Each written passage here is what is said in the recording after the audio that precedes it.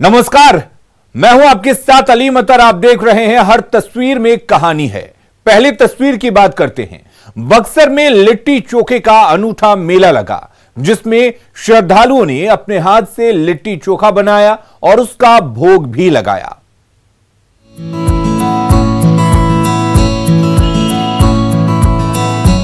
बक्सर के इस मैदान में लिट्टी चोखे का मेला सा लगा है।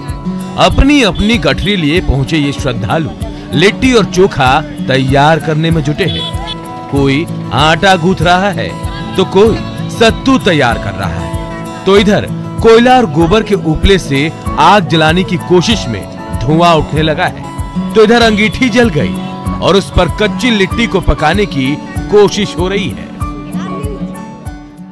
एक पावन पर्व है हमारा बहुत। आप नजर उठा के देखेंगे पूरे जिला के लोग यहाँ पे आके एक साथ एकजुट होकर एकता का प्रतीक दिखाते हैं। पर्व हमारे लिए बहुत मायने रखता है। कहते हैं बक्सर की इस पावन धरती पर त्रेता युग में भगवान राम ने कई लीलाएं की थी। उनकी याद में हर साल पंचकोशी मेला लगता है, तो समापन पर भक्तगण बड़े चाव से लिट्टी चोखा बनाते हैं और प्रभु को चढ़ाते हैं और फिर उसे चखते भी हैं।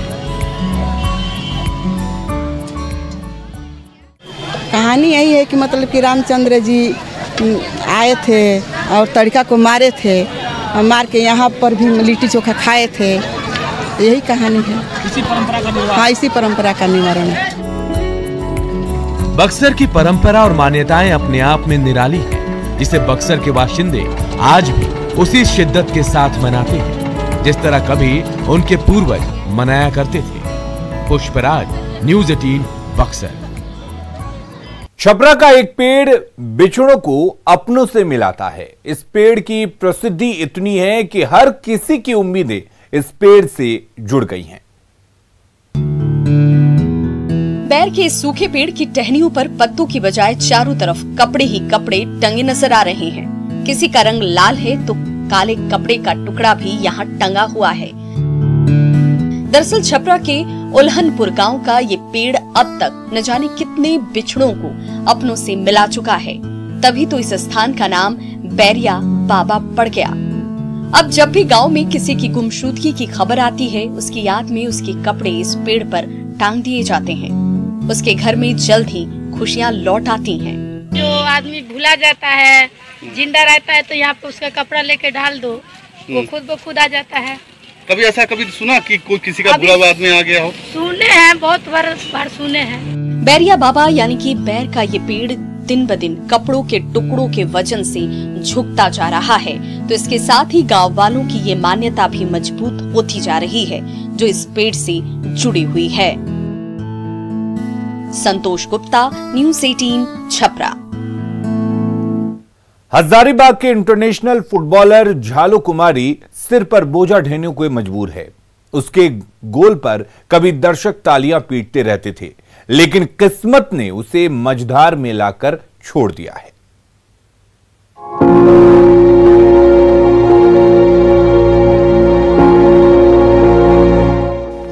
कभी खेत में पसीना बहाती है तो अगले ही पल सिर पर बोझ उठाकर चल पड़ती है। बच्चों की भूख मिटाने के लिए चूल्हा फूंकना पड़ता है, तो घर गृहस्थी के काम से फुर्सत मिलते ही जाग उठता है फुटबॉल प्रेम। यही फुटबॉल कभी झालू कुमारी का पहला प्यार था, जो 7वीं क्लास से शुरू हुआ था, फिर स्कूल और जिला होते हुए राज्य और देश के बाहर पहुंचा। झालू कुमारी ने साल 2013 में फ्रांस में गोल दागकर सनसनी मचा दी थी, लेकिन किस्मत ने साथ नहीं दिया। 2017 में घर वालों ने शादी कर दी और तब से झालू अपनी नन्ही परी और पति के साथ घर का चूल्हा चौका संभाल रही है। सबसे पहले झारखंड स्टेट पर खेले, झारखंड स्टेट से सिलेक्शन हुआ तो नेशनल खेले, नेशनल खेलने के बाद इंटरनेशनल में भी सिलेक्शन हुआ। इंटरनेशनल फ्रांस में हुआ, जो फ्रांस में डेनमार्क, रोमानिया, ब्राजील देशों से खेले। झालू ने अपनी प्रतिभा के बल पर देश और दुनिया में झारखंड का नाम रोशन किया, कई खिताब हासिल किए और चमचमाते सर्टिफिकेट भी जीते, लेकिन मुफलिसी और बदकिस्मती ने कभी पीछा नहीं छोड़ा। मेरे जैसा खिलाड़ी को सरकार नौकरी नहीं देंगे तो कैसा खिलाड़ी को नौकरी देंगे? जो स्टेट खेल लेता है उनका नौकरी हो जाता है, लेकिन हम इंटरनेशनल खेले लेकिन मेरा आज तक नौकरी नहीं हुआ। झालों के गोल पर कभी झारखंड से लेकर दुनिया भर के फुटबॉल प्रेमी खुशी से मचल उठते थे, लेकिन वही झालो आज फुटबॉल मैदान से बाहर होकर जिंदगी की जंग लड़ने को मजबूर हो गई है। राकेश कुमार, न्यूज़ 18, हजारीबाग। नवादा के चौक चौराहों पर कचरा फैलाने वालों की कमी नहीं है, लेकिन उस भीड़ में एक ऐसा शख्स भी है जिसे आपके जूठे प्याले को उसके सही ठिकाने तक पहुंचाने की चिंता है।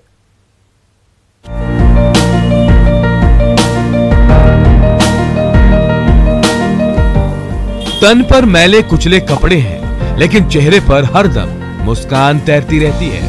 न खुद का नाम ठीक से याद है और न ही घर का पता, लेकिन इस शख्स को कूड़े का पता जरूर मालूम है। तभी तो नवादा कलेक्ट्रेट चौक की इस चाय दुकान पर पढ़े लिखे और समझदार लोगों की भीड़ के बीच यही वो इकलौता शख्स है जो कूड़े कचरे को चुन चुन कर उसकी सही पते पर यानी डस्टबिन में डाले जा रहा है। करने से आया है और अपने मने से काफी सम उठाता है और फिर अपने उठा के चल देता है। आप लोग फिर एवज में क्या देते हैं उसको? कुछ नहीं, हम लोग तो चावल नहीं बेचते हैं। अपने मन दिमागे थोड़ा संतुलन खो चुका है। मतलब साफ सुथरा यहाँ पे करता है? हाँ, थोड़ा सा मैंने गंदा नहीं रखता है। इस चाय दुकान पर गर्मा गर्म चाय की चुस्की लेने वालों की भीड़ है। सब चाय पीते हैं और खाली प्याली को सड़क पर यूं ही फेंक जाते हैं, लेकिन यही वो शख्स है जो उपयोग हो चुके इन प्यालियों को उसके सही ठिकाने तक पहुंचाता रहता है। अनिल विशाल, न्यूज़ 18, नवादा। पूर्णिया के शातिर धंधेबाजों ने शराब तस्करों का नया रास्ता ढूंढ लिया है। कार के गेट से छिपाकर शराब की बोतलों की तस्करी हो रही है।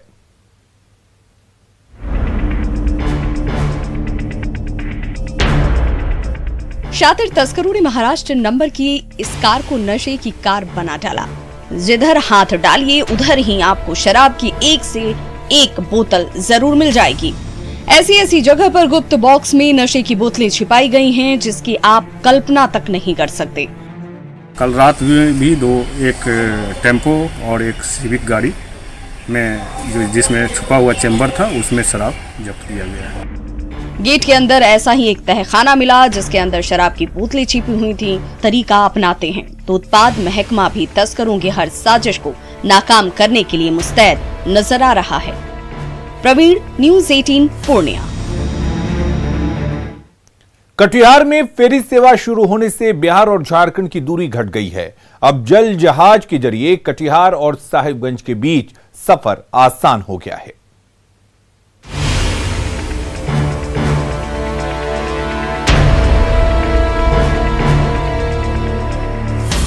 मनिहारी बंदरगाह से दर्जनों मालवाहक ट्रक, कार और जीप के साथ आम लोगों के लिए ये जल जहाज चल पड़ी साहिबगंज की। 15 मिनट बाद झारखंड का गरम घाट इस फेरी सेवा का पहला पड़ाव होगी, तो वहां से 40 मिनट का सफर तय कर आप अंतिम स्टॉपेज समदा घाट तक पहुंच पाएंगे। फिर वहां से जल जहाज वापस कटिहार के मनिहारी घाट की ओर लौटेगी। जैसे ट्रेन में स्टेशन होता है ना, एक गरम घाट स्टेशन होगा, फिर समदा जाएगा, फिर समदा से वापस गरम घाट, फिर यहाँ आएगा। तो यात्री जहाँ जाना चाहे, जहाँ रुकना चाहे वहाँ वो रुक सकते हैं। कटिहार और साहिबगंज के बीच गंगा नदी पर शुरू हुई इस फेरी सेवा ने बिहार और झारखंड के बीच की दूरी चंद मिनटों में तो समेट ही दी है, साथ ही दोनों राज्यों के बीच परिवहन और व्यापार को और आसान बना दिया है। सुब्रत गुहा, न्यूज़ 18, कटिहार। गोपालगंज के कई मोहल्ले में ठंड के मौसम में भी पानी में डूबे हुए हैं, तो इस बजबजाते पानी में आम लोगों का जीना मुश्किल हो गया है।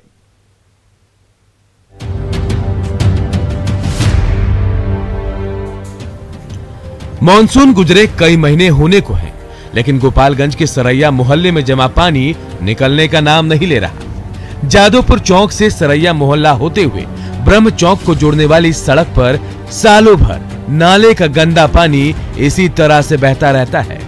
मंदिर जाना हो, मस्जिद जाना हो या फिर किसी काम से बाहर जाना हो, बजबजाती हुई सड़क पर गंदे पानी के बीच से गुजरने के सिवाय और कोई रास्ता नहीं है। लोगों की इतनी परेशानी हो रही है, लोग परेशान होकर आते हैं जाते हैं, आपके सामने सारा देख रहे हैं। और बच्चे स्कूल जा रहे हैं, लोग मस्जिदों में जा रहे हैं और मंदिरों के लिए जा रहे हैं। कई पर्व त्योहार बीत गए लेकिन किसी के कान पे जूं तक नहीं बैठा।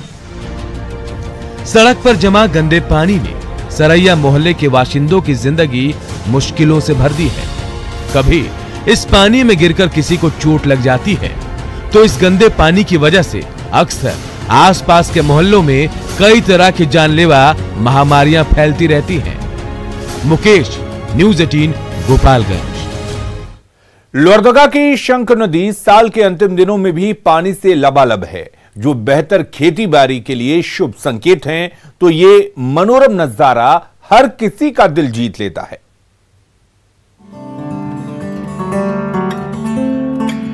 लोहरदगा की लाइफलाइन शंख नदी इस साल दिसंबर के महीने में भी पानी से लबालब है।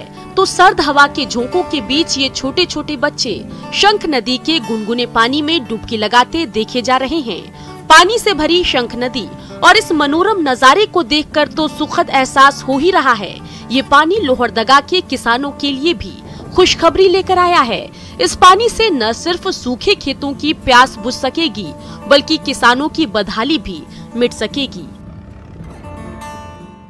शंख नदी का जो जल स्तर है वो सूख जाता था और दिसंबर माह में इसका जल स्तर काफी कम होने लगता था। वहीं इस वर्ष हम आपको दिखाना चाहेंगे कि इसके विपरीत देखा जा रहा है। दिसंबर के माह में शंख नदी का जल स्तर काफी बढ़ गया है। पिछले साल तक मॉनसून जाते जाते शंख नदी में एक बूंद पानी नहीं बचता था, लेकिन इस साल के अंत में भी शंख नदी में पानी की ये बढ़ती धारा बेहद सुखद संदेश दे रही है। अदिति, न्यूज़ 18, लोहरदगा। पटना में पारा गिरता जा रहा है तो गर्म कपड़ों की डिमांड बढ़ती जा रही है। ऐसे में स्वेटर बुनने वाली एक मशीन बड़े काम की साबित हो रही है।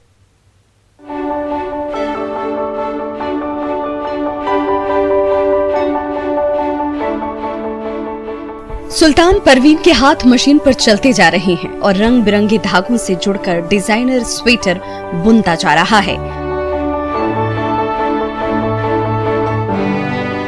यही वो मशीन है जो आपकी पसंद, आपकी फिटिंग और आपके फेवरेट रंग के धागों से आपका डिजाइनर स्वेटर तैयार कर सकता है, वो भी महज 2 घंटे के अंदर। पटना के लहासा मार्केट में स्वेटर बनाने की ये मशीन इन दिनों आम लोगों के बीच आकर्षण का केंद्र बनी हुई है। तैयार मशीन द्वारा होता है जी, और इसमें जो है जो नाप देते हैं उस हिसाब से बनाते हैं हम लोग। लंबाई चौड़ाई जो उनका है तो सुई के हिसाब से लंबाई चौड़ाई निकालकर। हर किसी के शरीर पर फिट आने वाले कपड़े आसानी से नहीं मिलते, तो सर्दियों में अपने साइज और पसंद का गर्म कपड़ा पहनना और मिलना मुश्किल हो जाता है, लेकिन इस मशीन ने इन सारी मुश्किलों को दूर कर दिया है। सबसे बड़ा बात है कि पटना में साइज का प्रॉब्लम बहुत ज्यादा है लोगों का। एक स्वेटर ब्रांड में अगर जाते हैं आप तो 2000, 3000, 5000 के रेंज में आता है, और हमारे पास 1000, 1200 के रेंज में किसी भी साइज में अवेलेबल हो जाएगा। पटना में जिस तेजी से पारा गिरता जा रहा है उसी तेजी से गर्म कपड़ों की डिमांड बढ़ती जा रही है। ऐसे में स्वेटर बनाने वाली ये मशीन आप हर तरह की डिमांड को आसानी से पूरी कर सकती है। Nancy, news 18, Patna. बेगूसराय की झुग्गी झोपड़ियां ठंड में जद्दोजहद कर रही हैं। सर्द हवा के झोंकों ने यहां के बाशिंदों की जिंदगी में हजार मुश्किलें भर दी हैं। अपने छोटे से बच्चे के साथ बेगूसराय की बसंती देवी इस झुग्गी झोपड़ी के बाहर ठंड से जंग लड़ने की जद्दोजहद कर रही हैं। तो झोपड़ियों के इस मोहल्ले के अन्य बाशिंदों का भी कुछ ऐसा ही हाल है। इस साल की बाढ़ में अपना आशियाना गंवाने वाले आसपास के बाढ़ पीड़ितों ने इन झुग्गी झोपड़ियों में पिछले कई महीनों से शरण ले रखी है, लेकिन जैसे जैसे पारा गिरता जा रहा है वैसे वैसे सर्द हवा के झोंके सांस लेना मुश्किल कर देते हैं। खा पिए के दिक्कत रहे, हमरा सरकार ओहो मदद नहीं कलखिन, न रहे के व्यवस्था कलखिन, न पानी निकाले के व्यवस्था कलखिन। बाल बच्चा दिक्कत काट कर रोड पर दुख मर कर आली है। एक तो सर्दी का सितम, ऊपर से मासूम बच्चों की फिक्र। आखिर झुग्गी झोपड़ियों में रहने वाले ये बाशिंदे इस भरी ठंड में जाए भी तो कहां जाएं? संतोष कुमार, न्यूज़ 18 बेगूसराय। खगड़िया में बढ़ती ठंड ने जीना मुहाल कर रखा है तो रैन बसेरों पर ताला लटका हुआ है। ऐसे में ठंड से ठिठुरते मुसाफिर जाएं तो कहां जाएं?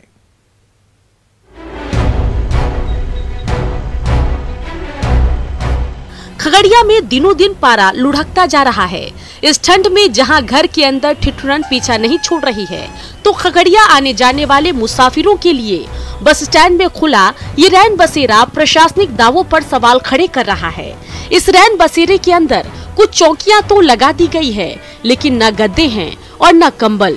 दिन में इस पर पुलिस वालों का कब्जा रहता है, तो रात में इसका ताला बंद कर दिया जाता है। ऐसे में खुले आसमान के नीचे ठिठुरते हुए समय गुजारने के लिए मुसाफिरों के पास और कोई चारा नहीं बचता। रात कोई नहीं खुलता है, पैसेंजर सब आता है तो यहाँ बस बैठल रहता है, गाड़ी घोड़ा में बैठल रहता है। रात कोई बहुत दिक्कत होता है, खोलना चाहिए। रात को पैसेंजर बैठल रह जाता है गाड़ी में बड़े रात, ठंडी के मौसम में बहुत दिक्कत होता है। खगड़िया आने जाने वालों का रोजाना तांता लगा रहता है।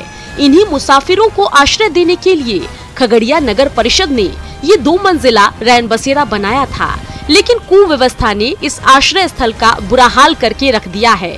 दिग्विजय, न्यूज़ 18 खगड़िया।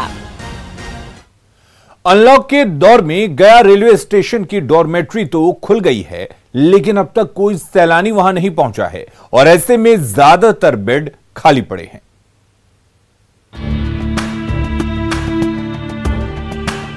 गया रेलवे स्टेशन की चमचमाती डोरमेट्री सैलानियों का इंतजार कर रही है।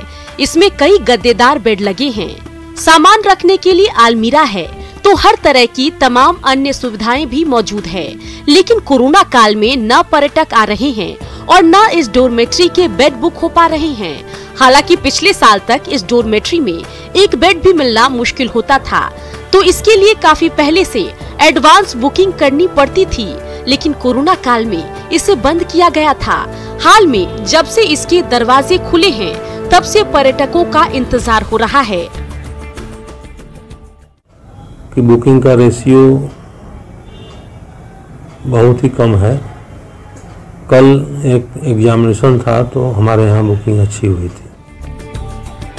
अनलॉक के दौर में गया रेलवे स्टेशन पर यात्रियों की आवाजाही धीरे धीरे बढ़ रही है, तो उम्मीद की जा रही है कि सैलानियों की आवक बढ़ने से गया रेलवे स्टेशन की ये डोरमेट्री भी गुलजार हो सकेगी। एलन लिली, न्यूज़ 18 गया। रांची के आलीशान वेंडर मार्केट पर उपेक्षा का ग्रहण लगता जा रहा है। 2 साल के अंदर इस मार्केट की हालत ऐसी हो गई है कि हर तरफ बदहाली साफ झलक रही है। 54 करोड़ रुपए खर्च कर बने रांची के आलीशान वेंडर मार्केट की महज 2 साल के अंदर दुर्गति हो गई। बेसमेंट में लंबे वक्त से पानी भरा है, जहां तहां कूड़े कचरे का अंबार बिखरा पड़ा है, तो मार्केट की दीवारों को पिकदान बना दिया गया। यही नहीं, जगह जगह से प्लास्टर उखड़कर गिरते जा रहे हैं। इससे वेंडर मार्केट में दुकान लगाने वाले बेहद परेशान हैं। कंपनी लिया था तो कंपनी पूरा सफाई करता था, पोछा वोछा सब लगाता था। कंपनी का पैसा नहीं मिलने के कारण वो अपना कंपनी हट गया और फिर निगम से कर्मचारी आया तो बढ़िया साफ सुथरा नहीं कर रहे हैं। इस 4 मंजिला चमचमाती बिल्डिंग में 100 से ज्यादा दुकानें सजी हुई हैं, जहां दिन भर खरीदारों का तांता लगा रहता है। लेकिन रांची नगर निगम ने इस वेंडर मार्केट की सूरत बिगाड़ कर रख दी है। कुछ विवाद के कारण उस कंपनी को हटा दिया गया, लेकिन मुझे कहने में कोई संकोच नहीं है कि जब से वहां साफ सफाई की व्यवस्था हम लोगों ने अपने हाथ में लिया है, सुरक्षा का व्यवस्था जब से अपने हाथों में लिया है, तब से वेंडर मार्केट की स्थिति बहुत खराब है। रांची के अटल स्मृति वेंडर मार्केट की बिल्डिंग सामने तो शानदार नजर आती है, लेकिन गंदगी और बदइंतजामी ने इस मार्केट की दरो दीवार की रंगत ही बिगाड़ कर रख दी। ओम प्रकाश, न्यूज़ 18 रांची। भोले की नगरी में भोले के दूत कोरोना को लेकर जागरूकता अभियान चलाएंगे। देवघर जिला प्रशासन इसके लिए वॉलंटियर्स की टोली तैयार कर रहा है।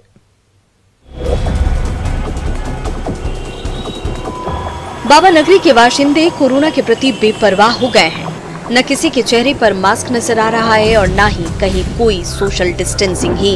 और तो और शादी और ब्याह के मौसम में देश के कोने कोने से मेहमानों के पहुंचने का सिलसिला भी तेज हो गया है। इससे देवघर में कोरोना की रफ्तार एक बार फिर से तेज होती जा रही है। ऐसे में भोले की नगरी में कोरोना की रोकथाम के लिए भोले के दूतों की ऐसी टोली तैयार की जा रही है जो न सिर्फ कोरोना को लेकर जागरूकता अभियान चलाएगी बल्कि इस महामारी के बचाव के उपायों पर भी जोर शोर से प्रचार प्रसार करेगी। एक सोशल मूवमेंट लॉन्च किया है भोलेनाथ के दूत, जो मास्क एनफोर्समेंट वॉलंटियर्स रहेगा। हम लोगों ने कुछ वॉलंटियर्स को सिलेक्ट किया है और ये लोग अपने अपने इलाके में इसके संबंध में मैसेज पहुंचाएंगे। वैक्सीन ज्यादा दूर नहीं है, तब तक मास्क और सोशल डिस्टेंसिंग ही इस महामारी से बचाव का एकमात्र उपाय है। भोले के दूत इस संदेश के साथ जल्द ही बाबा नगरी की सड़कों पर घूमते नजर आएंगे। ऋतुराज, न्यूज़ 18 देवघर।